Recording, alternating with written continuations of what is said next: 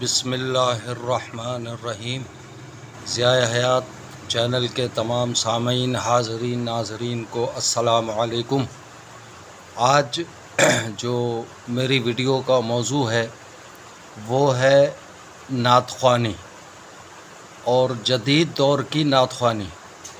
آپ اندازہ کیجئے کہ پرانے وقتوں میں جب ہم نعتیں سنتے ہیں، ابھی بھی پرانا ریکارڈ نکال کے جب دیکھتے ہیں یا چند افراد کو ہم اب بھی دیکھتے ہیں گاؤں گوٹھوں اور دیہاتوں میں، وہاں کے جو مقامی زبان میں نعت پڑھنے والے ہیں وہ کس قدر سادہ انداز میں پڑھتے ہیں۔ نہ نوٹوں کی چمک ہوتی ہے، نہ ہی ان کے مطمع نظر کوئی داد ہوتی ہے، نہ ان کی نظر کے سامنے کوئی ایسی لالچ ہوتی ہے کہ ہم یہ شعر بار بار پڑھیں گے تو ہمارے پاس نوٹوں کے انبار لگیں گے۔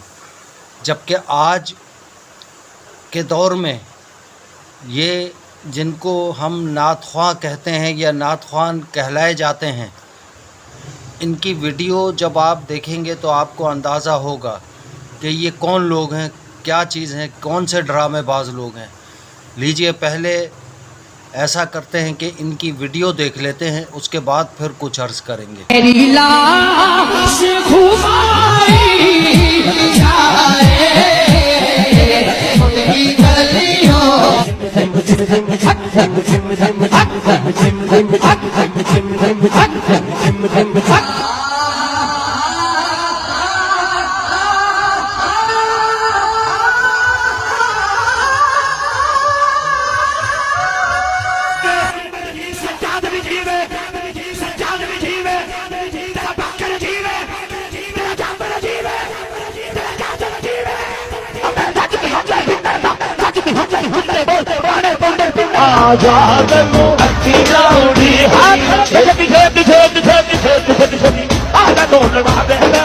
دل پہ ہاتھ رکھ کر مجھے بتا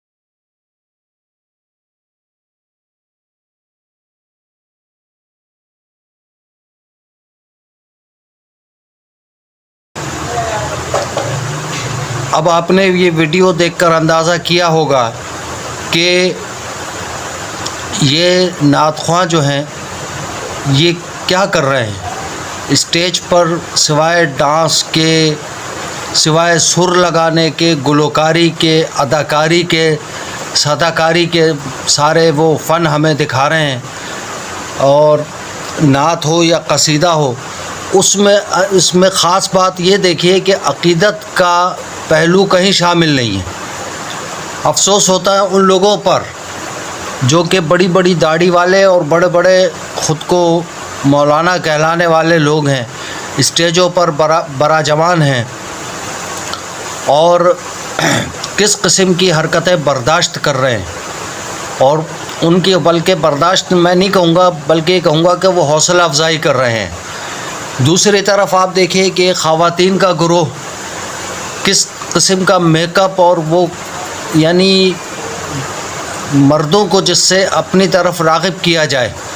اب تو خواتین، خیر مردوں میں بھی میں نے کچھ ویڈیوز دیکھی ہیں کہ وہ پڑھ رہی ہیں، اور خود خواتین بھی میلاد خواں، نعت خواں، ان کے حالت یہ ہے کہ انہوں نے اپنا ساؤنڈ سسٹم اپنا لیا ہوا ہے، سب کچھ ان کے پاس اپنا ہوتا ہے، اور وہ میلاد جب پڑھنے جاتی ہیں تو وہ ان کی شرط ہوتی ہے کہ ہم اس پہ پڑھیں گے، یعنی ساؤنڈ پہ۔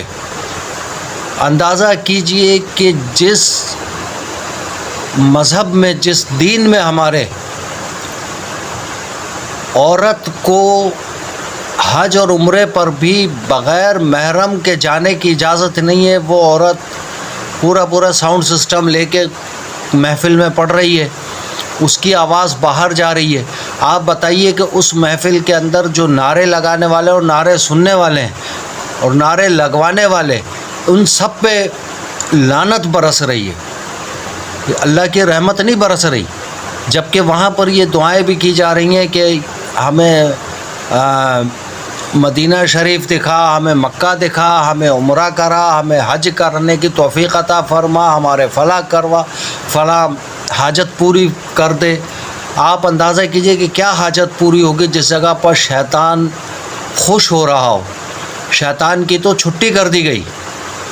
ایک نعت خواں کا آپ نے اس میں کلپ دیکھا ہوگا، دیکھیں گے اور بلکہ دیکھ چکے ہیں آپ، کہ وہ کس طریقے سے باقاعدہ ایسا لگ رہا ہے کہ کوئی کلاسیکل موسیقی والا جو ہے وہ اپنے سر لگا رہا ہے اور کس طریقے سے وہ سارے گاما پادھا نہیں کر رہا ہے.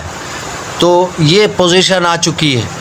دوسری طرف ہم دیکھتے ہیں کہ اب چونکہ میلاد النبی کا سیزن آنے والا ہے، میلاد النبی کا مہینہ آنے والا ہے، تو ابھی سے انہوں نے استقبال رمضان کے حوالے سے مختلف قسم کے معاملات شروع کر دیے ہیں. آپ اندازہ کریں کہ اشتہاروں میں، ان محفلوں کے اندر اشتہاروں میں باقاعدہ لکھا ہوتا ہے کہ آپ اپنا شناختی کارڈ ساتھ میں لائیں، عمرے کے 6 ٹکٹ فری دیے جائیں گے. وہ عمرے کے ٹکٹ کہاں سے لیے جاتے ہیں، کیسے حاصل کیے جاتے ہیں، یہ کہنے کی بات نہیں ہے. اگر میں کہوں گا تو زبان جل جائے گی میری بھی، اور خود ان کی بھی دکانداریاں بند ہو جائیں گی. جہاں سے یہ وصول کرتے ہیں، نہ اس میں حلال کی رقم دیکھی جا رہی ہے، نہ حرام کی دیکھی جا رہی ہے. سب مکس مال ڈبہ بھی ہو رہا ہے اور اسی کے اندر 6 عمرے کے ٹکٹ دے کر بہت کچھ کیا جا رہا ہے. آپ اندازہ کریں کہ یہ سب ہمارے معاشرے میں، ہماری سوسائٹی میں کیا ہو رہا ہے. یہ کون سا دین پھیلایا جا رہا ہے، کون سے دین کی تبلیغ ہو رہی ہے، کون سے مذہب کی تبلیغ ہو رہی ہے. یہ اہل سنت کے لوگ نہیں ہیں. یہ جو اچھل کے نعتیں پڑھنے والے، اچھل کے تقریریں کرنے والے، اچھل کے کود کے جو لوگوں کو جوش دلانے والے لوگ ہیں، ان سے پوچھیں ذرا کہ جو عمرے کے ٹکٹ میں میزبان بنیں گے اور جو کچھ ہوگا، آپ ان سے پوچھیں کہ جب ان کے علاقوں کے اندر جب گستاخی ہوئی، گستاخی خداوند تعالی ہوئی، گستاخی قرآن ہوئی، گستاخی رسول ہوئی، اس وقت یہ سب کہاں دفع ہو چکے تھے. اس وقت تو یہ کوئی نکلے نہیں. ہاں، سلام ہے ان لوگوں کو، عام لوگوں کو، جو یہ لوگ ایسے موقع کے اوپر نکلتے ہیں اور اپنا احتجاج ریکارڈ کرواتے ہیں. یہ لوگ سب، باقی آپ دیکھ لیجئے کہ یہ سب ڈرامے بازیاں. جب وقت پڑتا ہے دین کی خاطر خون دینے کا، جان دینے کا، وقت دینے کا، تو یہ سب چھپے ہوئے ہوتے ہیں. دوسری طرف آپ اندازہ کر لیں کہ ڈیزائنر جو ہیں، بڑی بڑی بوتیک والے، ان کو کپڑے دیتے ہیں، اپنے کپڑے دے کر ان کو جناب نعت خوانی میں بھیجتے ہیں تاکہ ان کی بھی مشہوری ہو. بعض اشتہاروں میں نے لکھا ہوا بھی دیکھا ہے کہ وہ لکھا ہوتا ہے کہ فلاں کے ڈریس. تو آپ اندازہ کر لیجئے کہ یہ کون سا دین ہے. خدا رسول کا واسطہ ان چیزوں سے دور رہیں. یہ ہمارے علماء، ہمارے مفتیان، ہمارے جو دین کے، میں ٹھیکیدار نہیں کہوں گا، میں کہوں گا جو خود کو دین کا چوکیدار کہتے ہیں، وہ چوکیداری کیسی کر رہے ہیں؟ ان کی آنکھوں کے سامنے، ان کی نظروں کے سامنے، ان کے ناک کے نیچے یہ سب کچھ ہو رہا ہے، بلکہ ان کے شاگرد بھی سب کچھ کر رہے ہیں. تو اندازہ کیجئے کہ یہ سب کیا ہو رہا ہے. خدا را ان چیزوں سے بچیں اور ان چیزوں کی بیخ کنی کریں.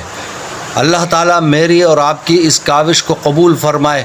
جزاکم اللہ خیرہ. والسلام علیکم ورحمۃ اللہ وبرکاتہ.